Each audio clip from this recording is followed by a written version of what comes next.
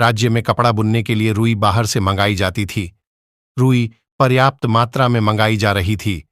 फिर भी जुलाहों के सामने रुई की समस्या खड़ी हो गई। रुई की चोरबाजारी कौन कर रहा है, इस बात का पता ही नहीं चल रहा था। चेतावनी दी गई, फिर भी रुई की चोरबाजारी कम नहीं हुई। मांग ज्यादा थी, पूर्ति कम थी। इस कारण और ज्यादा रुई मंगवाई जाने लगी, परंतु अब भी कमी ही रही। बादशाह ने कई बार आयात बढ़ाया, फिर भी रुई का अभाव ही रहा। बादशाह को क्रोध आ गया और उन्होंने रुई बाहर से मंगवानी बंद कर दी। देश में जुलाहे बेकार हो गए। इस पर वे बीरबल के पास फरियाद लेकर गए।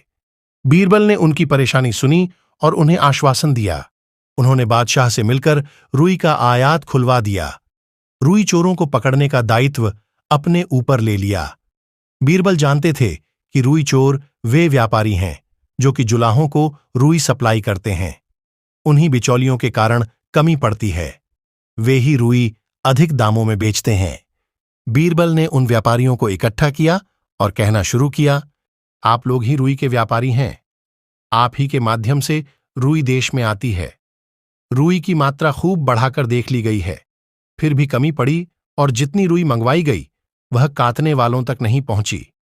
कातने वाले जुलाहों तक उतना सूत न भेज सके। अभाव पैदा करने वाले आप ही लोग हैं। आप लोगों में ही कोई चोर है और मैं जानता हूं कि कौन है। ऐसे व्यक्ति की पगड़ी स्वयं ही बता देगी कि रुई चोर कौन है। उन लोगों के बीच मारवाड़ी सेठ रुई की जमाखोरी, मुनाफाखोरी और ब्लैक करता था।